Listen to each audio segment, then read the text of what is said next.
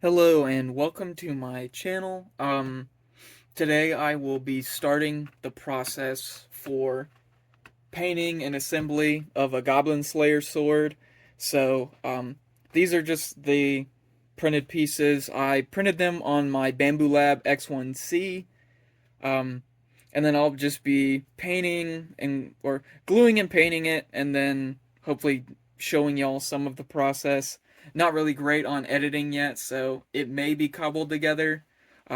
Might time lapse some of it just to give y'all the gist of the steps.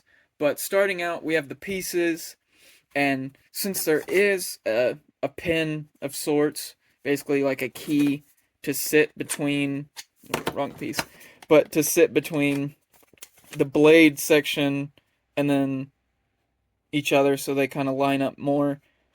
Since there is a pin there, I will try to, rather than just use glue, because I kind of want to make it more sturdy, I go and use any sort of JB weld.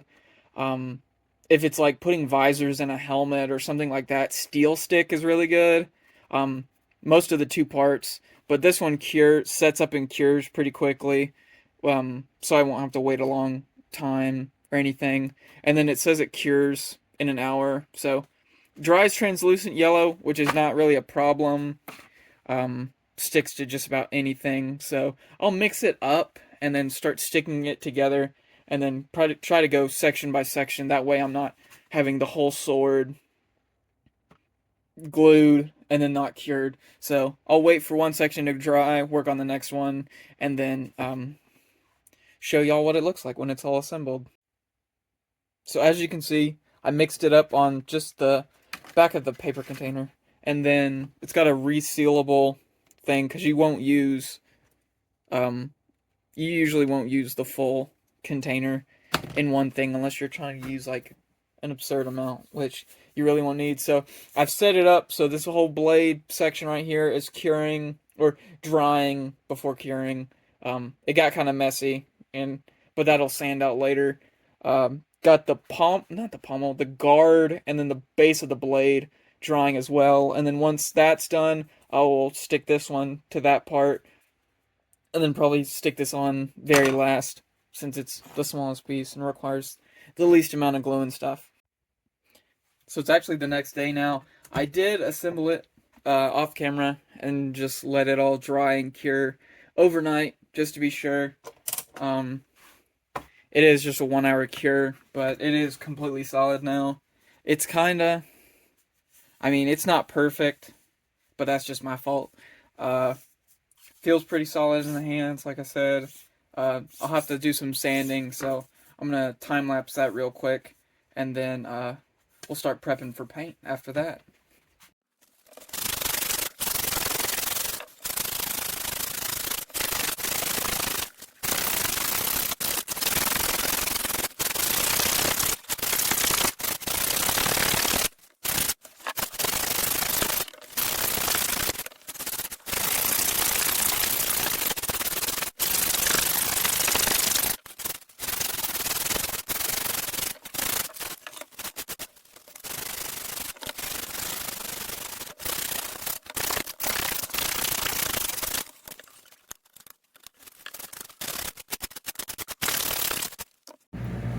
Now that all the rough sanding is done, I'm now going to start base coating it in a filler primer.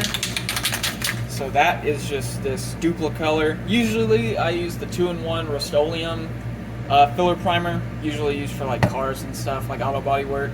But it's perfect for like anything 3D printer related because it fills lines like crazy. But to my knowledge, any sort of filler primer will work. There's multiple ways to do this, but this is just my preferred way. Filler, Bondo, filler, Bondo, like sanding in between as needed. And then, yeah, now we'll just spray paint this side, let it dry, flip it over, let it dry, and then start the Bondo and sanding process.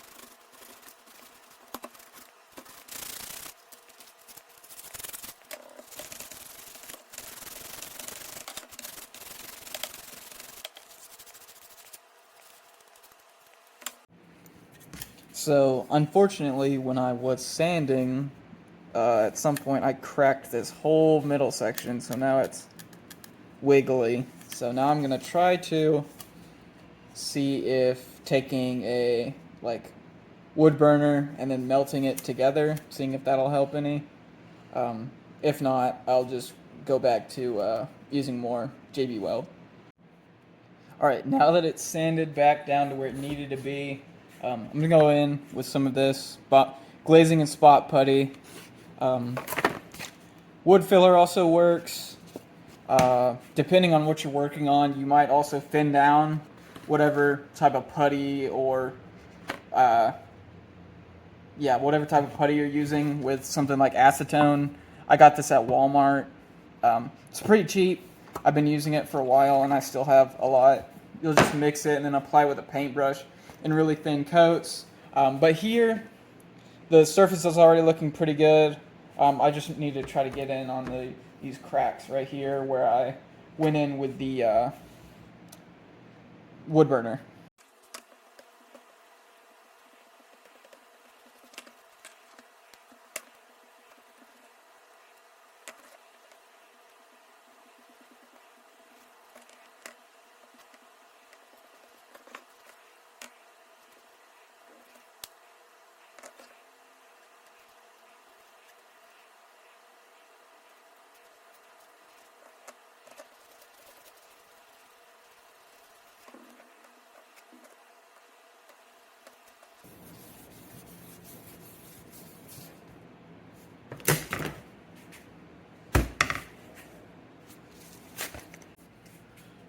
Well, as you'll saw by that, I was putting on Bondo, and it just broke right up the middle.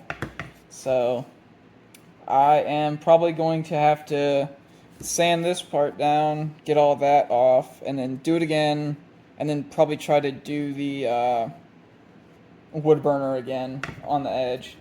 But that is really unfortunate.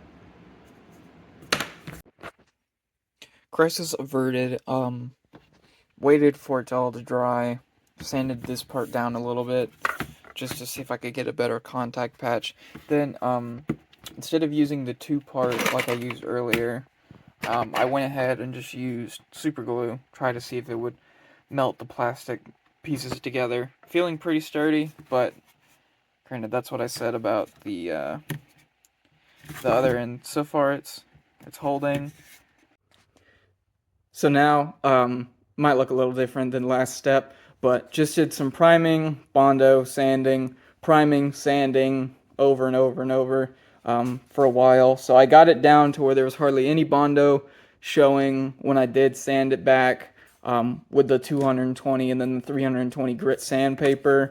As you can see this side, there's like hardly anything. It's just this one seam right here. And not sure how much of that will actually be visible once I do paint it the metallic cover or metallic color and then weather it, because I will be doing some weathering on the gold and the other metallic that it's on it. So now that I feel like it's at a good stage with all the filler primer, I'm just gonna spray paint the whole thing black and then start with the metals and stuff.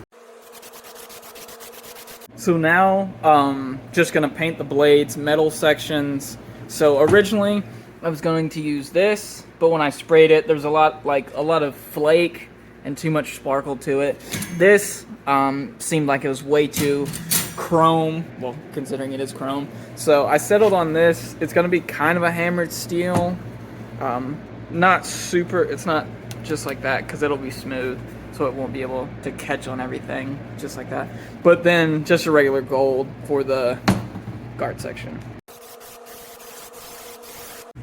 So already wanted to make a quick video. I thought it was going to be a lot flatter because the surface was so flat, but it has put pretty gnarly texture on it. But I'm just going to see how it turns out at the end to decide if I want to repaint it or not.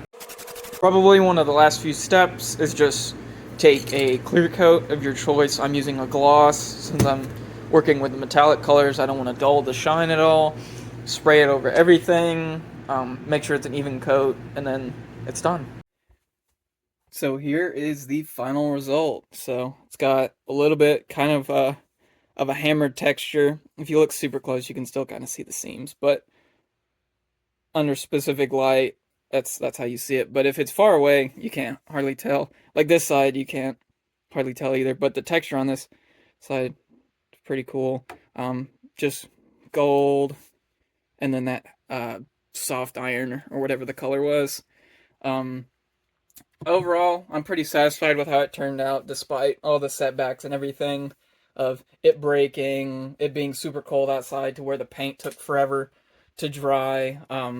So hopefully you all had some positive takeaways from this, or learned a trick or something of what to do or what not to do, especially after watching me break the sword.